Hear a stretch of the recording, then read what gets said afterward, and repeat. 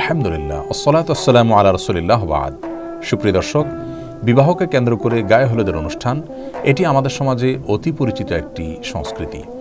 একজন মুসলিমের বিবাহে গায়ে হলুদ নামের কোনো অনুষ্ঠানের অনুষঙ্গ থাকা উচিত নাকি ইসলামের দৃষ্টিকোণ থেকে এটি নাজায়েজ, সে বিষয়টি আজ আমরা ব্যাখ্যা করার চেষ্টা করব ইনশাআল্লাহ বিইذনিল্লাহ।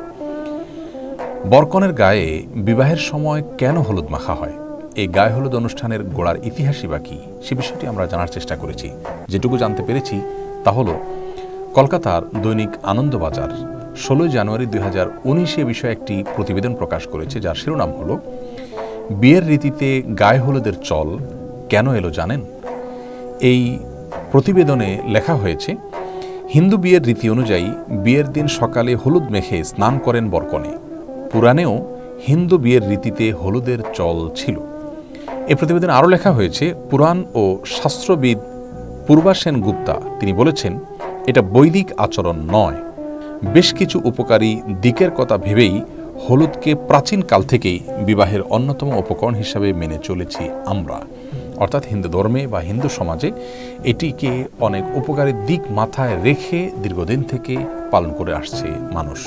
এ বিষয়ে বাংলাপিডিয়া বলছে, বৈদিক যুগ থেকে ভারতীয় হিন্দু সমাজে গাত্রহরিদ্রা বা অধিবাস বিয়ের অনুষ্ঠানে অবশ্য পালনীয় শাস্ত্রাচার ও লোকাচার হিসাবে পালিত হয়ে এসেছে।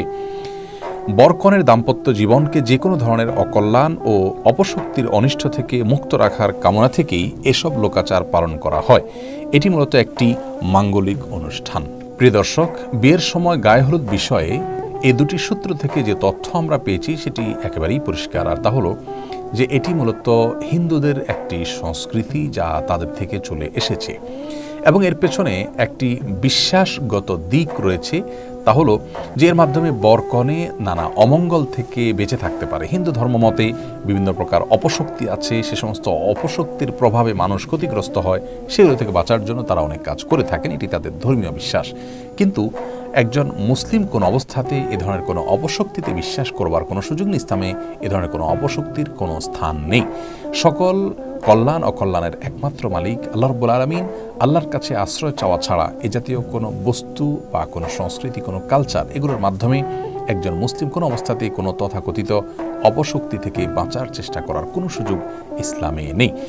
আমরা অনেকেই জানি যে এই গায়ে হলুদ অনুষ্ঠানে শুধু হলুদ নয়, বরং দূর্বা, তিল, সরিষা, আরও অনেক বস্তু ব্যবহার করা হয়ে থাকে এবং এর সবগুলোর কারণ হলো ওই যে এটাকে বলা হয়েছে মাঙ্গলিক অনুষ্ঠান, বিভিন্ন ধরনের অকল্যাণ থেকে বেঁচে থাকা এবং দাম্পত্য জীবনে সুখ শান্তি যেন হয় সেই জন্য এগুলো করা হয়ে থাকে। তো প্রথমত এটি হিন্দুদের একটি ধর্মীয় সংস্কৃতি এবং এখানে তাদের বিভিন্ন রকমের বিশ্বাসগত দিক আছে যেগুলো শিরপূর্ণ বিশ্বাস। একজন মুসলমান কোনো অবস্থাতে সেগুলো বিশ্বাস করতে পারেন না। আর এর বাইরে যে বিষয়টি আমাদের সবারই জানা তা হলো গায়ে হলুদ অনুষ্ঠান মানে হলো নারী পুরুষের অবাধ বিচরণ, অবাধ মিশ্রণ এবং মেলামেশা। বরের গায়ে অনেক সময় ভাবি কিংবা গায়ে মাহরাম মহিলারা হলুদ মেখে দিয়ে থাকেন এবং এটাকে তারা এনজয় করেন। কনের হলুদ অনুষ্ঠানে দেখা যায় গায়ে মাহরাম ছেলেরা, পুরুষরা সেখানে থাকেন এবং তারা একে অন্যকে মাখামাখি করে থাকেন, গোটা শরীরে হলুদ মাখামাখি হয়ে থাকে। এর পাশাপাশি গানের যে বিষয়টি, ব্যান্ড পার্টি ইত্যাদি, এগুলো তো গায়ে হলুদ অনুষ্ঠানের অন্যতম গুরুত্বপূর্ণ অনুষঙ্গে পরিণত হয়েছে এবং এর মাধ্যমে অনেক সময় এলাকাবাসীর স্বাভাবিক জীবনযাত্রা দুর্বিষহ হয়ে পড়ে। গানের আওয়াজে আশেপাশে মানুষের বসবাস করাটাই অত্যন্ত কঠিন একটি বিষয় পরিণত হয়ে যায়। বিবাহকে কেন্দ্র করে এ ধরনের গানের অনুষ্ঠানের আয়োজন, ব্যান্ড পার্টি ইত্যাদি আমাদের এই সমাজে করা হয়, যে সমাজের মানুষ নিজেদেরকে সভ্য বলে দাবি করে, অথচ এটি কোনো সভ্য সমাজের মানুষের কাজ হতে পারে না যে আপনার গানের আওয়াজে আশেপাশে মানুষ ডিস্টার্ব ফিল করতে পারেন। তো প্রথমত বাদ্যযন্ত্রের ব্যবহার এবং এই জাতীয় গানের আয়োজনকে আল্লাহ আমাদের জন্য অনুমোদন দেননি। বিবাহকে কেন্দ্র করে যে দব বাজানোর অনুমোদন রয়েছে, ছোট শিশুদের গান করার অনুমতি রয়েছে, এটি সেই অনুমতি নয়।